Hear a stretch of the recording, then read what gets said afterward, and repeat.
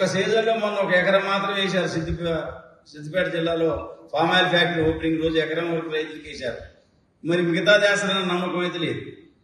Bonus పోయిన యాసంగి 500 రూపాయలు తగ్గొట్టారు. ఇప్పుడు బోనస్ దిక్కులేదు.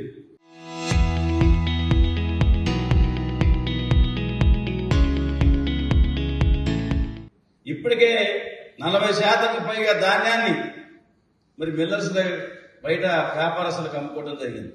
మరి మీరు బోనస్ ఇస్తున్నట్టున్నారు. ఏ రకమే లెక్క బయట రైతులకు మీరు ఏ రకంగా వర్తింపజేస్తారు?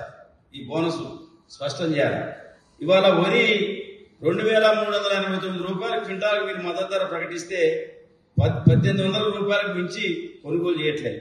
అంటే ఒక్కొక్క క్వింటాకు సుమారు 589 రూపాయలు పైన 600 రూపాయలు ఒక్కొక్క క్వింటాకు రైతు ఇవాళ డబ్బులు కోల్పోవాల్సిన పరిస్థితి వచ్చింది. ఎందుకు? మీరు సకాలంలో కొనుగోలు కేంద్రాలు ప్రారంభించకపోవటం వల్ల, దానికి కావాల్సిన బస్తాలు ఇవ్వకపోవటం వల్ల, దానికి కావాల్సిన సిబ్బంది నియామకం చేయకపోవటం వల్ల, మిల్లుల్ని కేటాయించకపోవటం వల్ల ఒక్కొక్క రైతు ఇవాళ వరి మీదనే 600 రూపాయలు కింటాకు కోల్పోవాల్సిన పరిస్థితి వస్తుంది.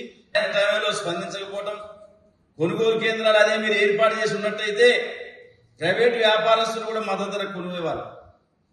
ఇవాళ కొనుగోలు కేంద్రాలు ఎందుకు పెడతారు?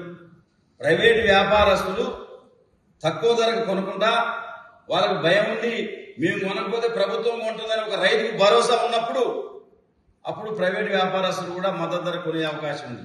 నువ్వు రైతుకు భరోసా ఇవ్వలేనప్పుడు, కొనుగోలు కేంద్రాలు ఏర్పాటు చేయనప్పుడు రైతు ఇళ్లల్లో ఇన్ని క్వింటాల ధాన్యం ఎక్కడ పెట్టుకునే పరిస్థితి రైతుకు ఉంటుందా? మొక్కజొన్న పెట్టుకునే పరిస్థితి రైతుకు ఉంటుందా? దయచేసి ఆలోచించమని చెప్పి నేను విజ్ఞప్తి చేస్తున్నాను. మరి దానికి తగ్గ పరిస్థితి మాత్రం మీరు చేయట్లేదు.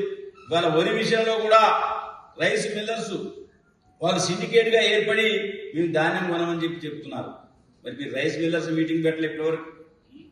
అదేవిధంగా పైగా కోతలు పూర్తయినాయి వరి.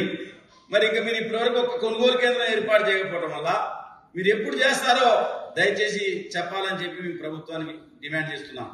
ఇవాళ మీరు ఆర్భాటాల మీద ఉన్న శ్రద్ధ, ఇతర వ్యాపకాల మీద ఉన్న శ్రద్ధ, రైతాంగానికి సహాయం చేయడంలో మీరు పూర్తిగా వైఫల్యం చెందారు. ఈ ప్రభుత్వం వచ్చిన దగ్గర నుంచే రైతు భరోసా ఇవ్వట్లే. ఎవరన్నా రైతు చనిపోయి గతంలో 2 సీజన్లు ఇప్పటికీ రైతు భరోసా ఎత్తేశారు. పంటల కొనుగోలు మీద మీకు శ్రద్ధ లేదు. బోనస్ మీరు ప్రకటించింది ఎన్నికల్లో హామీలో ఏదైతే మీరు రైతు డిక్లరేషన్ అని ప్రకటించారో, సన్నోట్లు వేస్తే మేము 500 ఇస్తుందని పోయిన సీజన్ కొట్టారు. ఈ సీజన్లో ఇంతవరకు లేదు.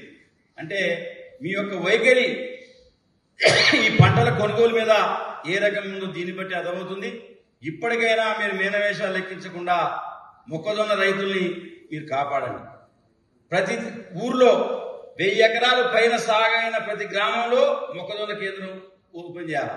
ఎందుకంటే 3 లక్షల ఎకరాల వరి ఉంటే 300 కేంద్రాలు ఏ రకంగానైతే కొనుగోలు కేంద్రాలు ఉన్నాయో, ఇవాళ సుమారు 3 లక్షల ఎకరాలు మొక్కజొన్న కూడా ఉంది. మీరు 50 కేంద్రాలు అని చెప్పి మేము పేపర్లో చూసినాం. ఇప్పుడు సౌకర్యాలు కల్పించి మద్దతు ధర కోల్పోకుండా, రైతు సంక్షోభంలో చిక్కుకోకుండా రైతులను కాపాడే విధంగా దృష్టి పెట్టాలని చెప్పి ప్రభుత్వాన్ని డిమాండ్ చేస్తున్నాం. హామీ నెరవేర్చుకుని ఇలా శ్రీధర్ బాబు గారు కేరళ నుంచి చూసింది స్టేట్మెంట్.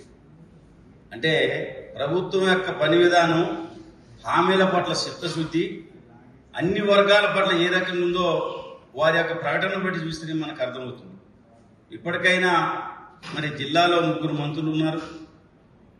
బాధ్యతగా వ్యవహరించి వెంటనే సమీక్ష సమావేశం ఏర్పాటు చేసి మొక్కజొన్న ధాన్యం కొనుగోలు చేయాలి. బీఆర్ఎస్ పార్టీ తరఫున 2-3 రోజులు చూసిన తర్వాత అన్ని మండల కేంద్రాలు ఎక్కడైతే మొక్కజొన్న సాగవుతుందో ఆ మండల కేంద్రాల్లో రైతాంగంతో ధర్నా కార్యక్రమం పెద్ద ఎత్తున ప్రభుత్వాన్ని ప్రతిఘటించే కార్యక్రమం చేపడతామని ఈ ప్రభుత్వాన్ని హెచ్చరిస్తుంది.